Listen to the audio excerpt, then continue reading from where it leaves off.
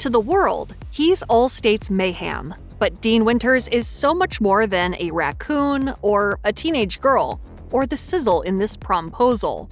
Here's what you might not know about your favorite chaotic commercial man. Mayhem has been in the pop culture zeitgeist since 2010, but Winters has been in the business since the 90s. While living in New York and trying to make it as an actor early in his career, Winters tended bar to pay the bills. In 1995, he landed his first credited screen role, portraying Tom Morans in 3 episodes of NBC's police drama, Homicide: Life on the Street. That gig was the result of Winters' job serving drinks. Homicide writer and executive producer Tom Fontana entered Winters' bar late one night, and as Winters recalled to the AV Club, "We had never met before, but he was doing the first season of Homicide, and he and I became really good friends. He offered me a part for my 30th birthday, and I passed on it. I told him I wasn't ready to be on TV yet, because I was still living downtown and doing theater."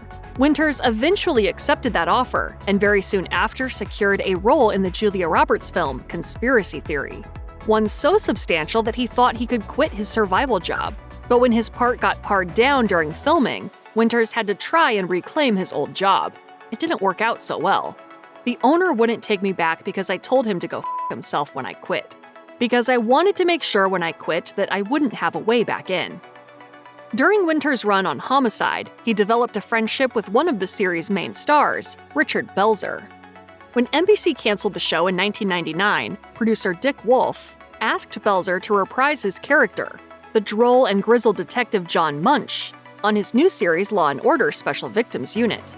Belzer moved over to the new show only because Wolf agreed to one of his conditions, that he give his friend Winters a part as Munch's partner.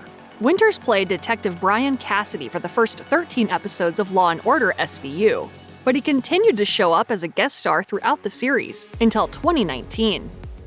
Malt liquor is essentially beer with a higher-than-usual alcohol content. Brewers noticed in the 1960s that the product sold particularly well to Black consumers, and so they began to advertise directly to that segment of the population. Ads for malt liquors like Colt 45 appeared in Black culture magazines and on TV shows with predominantly Black casts, featuring Black models and actors. By the 1990s, the perception of malt liquor as a drink for Black people was very entrenched, and public advocates thought the celebration of the beverage in rap videos and commercials dangerously glorified drinking and denigrated Black people.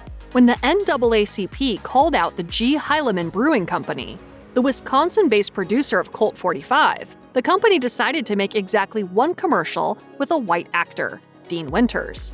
As Winters explained to Esquire, the makers of Colt 45, they were being targeted by the NAACP for only playing to the urban crowd, so they had to make a commercial with a white guy, and that was me. A cultural and advertising obscurity by intent, the ad may not have survived past the 1990s, with Winters admitting, "That was before the internet, before cell phones. I cannot find this thing." Winters is a fully established actor these days, but when he was first going for roles, it wasn't exactly a cakewalk. As he recalled to Backstage, one of his first auditions ended in an outburst. "I remember the director. Well, I'm reading and I'm being taped, and this guy is in the back on his phone texting, eating a sandwich. I remember taking my script and throwing it at him, hitting him in the face." But in 1997, Winters landed a part on a major show that led to him becoming a part of television history. He joined the original cast of HBO's prison set series, Oz, portraying incarcerated criminal Ryan O'Reilly. The history part? While the FCC disallows nudity on ad-supported broadcast television, cable networks like HBO are free to show pretty much whatever they want. And they did just that with Oz. During a Season 1 episode, Winters' character is held in solitary confinement, and the actor went completely nude for that harrowing scene, resulting in a rather unique accomplishment. It's kind of an embarrassing fact, but I was the first male to ever be full frontal nude on American television. Many HBO shows before and after Oz would feature disrobed female actors, but Winters' claim to that particular benchmark appears to be accurate.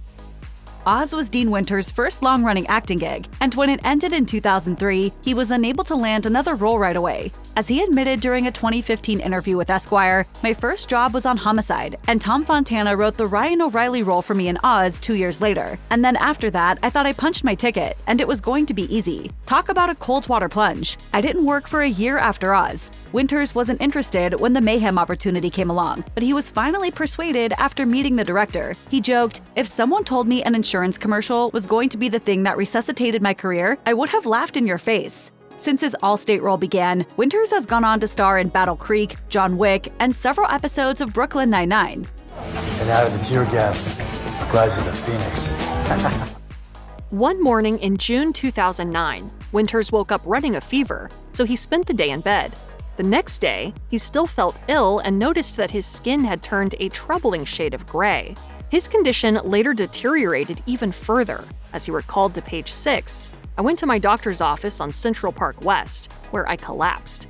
I was turning black, and my whole head was swelling up. During an urgent ambulance trip to Lenox Hill Hospital, Winters technically died as his heart didn't beat for more than 2 minutes. Revived by paramedics, he was placed into the ICU, where he spent 3 weeks receiving treatment for his medical issues and their source, a severe bacterial infection. Winters was sent home, but a month in, gangrene set in, resuming hospitalization for another 95 days altogether. The actor endured as many as 17 surgeries, including procedures to amputate 2 toes and part of a thumb, skin grafts, and a reconstruction of his right hand using muscle taken from his forearm. After that near-death summer, Winters thought that his medical ordeal spelled the end of his acting career. As he told the Sioux City Journal, "I was told I was never going to walk again. It was the darkest period of my life." During his months-long recovery, Winters was so depressed that a medical professional took a special interest in his situation. As he recalled, "This nurse took me to the children's burn unit. I saw these 8 kids with prosthetic legs playing soccer, and I thought, that's it. That's the moment when I turned everything around and decided to learn how to walk again." The actor recovered, but he still copes with lasting effects from this period. He told Page 6, "I haven't taken a step since 2009 without being in pain. I've got neuropathy on a whole different level where I can't feel my hands and my feet. But if I stepped on a pebble, it's like I go through the roof." Winters' troublesome Allstate character Mayhem is kind of similar to one of his previous roles, Dennis Duffy, a sleazy mess of a sometimes boyfriend to Tina Fey's Liz Lemon on the sitcom 30 Rock. Winters showed up to mooch off of Liz and call her a dummy in 15 episodes, a long-term gig he almost didn't get because he tried to preemptively remove himself from consideration. One of the show's directors, Adam Bernstein, previously worked with Winters on Oz and recommended him for Dennis. Even though he didn't have any prior comedic experience, Winters still had to try out for the job. He recalled to the AV Club how he came and signed in, sized up the competition, and left. He explained, "I walked in and there was like 30 guys up there reading for my role, and they were the funniest guys in New York City. I knew I wasn't going to get the job, and I didn't want to waste their time or my time." Later that day, Winters received a call from his agent's assistant, who inquired about the 30 Rock audition. The actor lied and said it had gone well. Called out on his fib, the agency ordered Winters to return to the audition. If he didn't, they'd drop him as a client. So Winters went back, got the role, and the rest is TV history. Hey, Liz, you'll be back.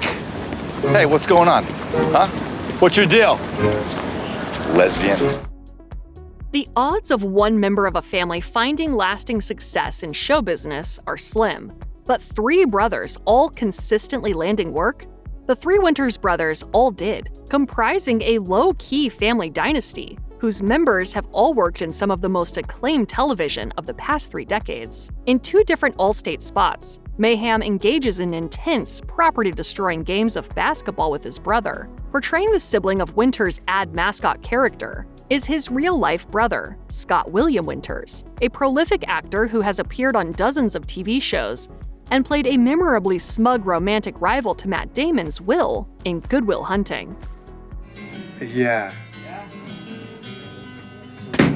Well, I got a number. How do you like them apples?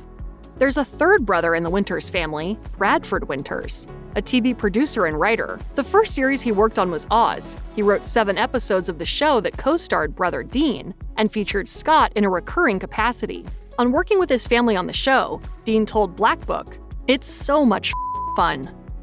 Along with most sectors of the American economy, the film and television production industry shut down in March 2020 as part of global efforts to help limit the spread of the COVID-19 virus. By the end of the year, production slowly began to ramp up again, with small and independent films getting underway with numerous newly adopted safety measures in place.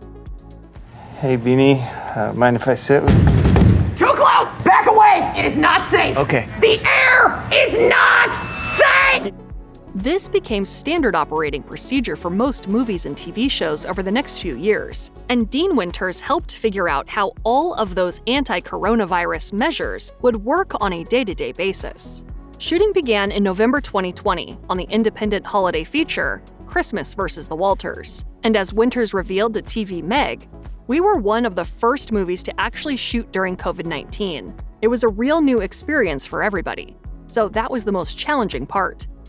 When Allstate Insurance initially asked Winters to portray the personification of mayhem in a television commercial, he turned down the job. But when his agent pushed him to reconsider, he did, and it triggered a personal and professional comeback. As Winters told HuffPost Live, "When they offered me the commercial, I said no. My smart-ass remark was that I became an actor so I wouldn't have to put on a suit and sell insurance. And then my agent slapped me around and said, 'Come on, get real.'" The first ad featuring Winters as Mayhem debuted in 2010. It was followed by more than 115 additional spots. I'm a teenage girl. My BFF Becky texts and says she's kissed Johnny. Well, that's a problem because I like Johnny. Winters' broadly comic go-for-broke performance has helped turn around the insurance company's fortunes. In the late 2000s, Allstate was struggling with serious ads starring spokesperson Dennis Haysbert, while its competitor Progressive had signed up huge numbers of younger, potentially long-term insurance customers through the strength of its ad campaign, featuring an exuberant salesperson named Flo. Allstate's ad firm set out to, quote, "kick Flo's ass." The Mayhem commercials worked. Within a year, Allstate boasted one of the most recognizable insurance brands in the US. And while Allstate has potentially banked billions from Winters' ads, the actor earns a mere $4,750 per performance.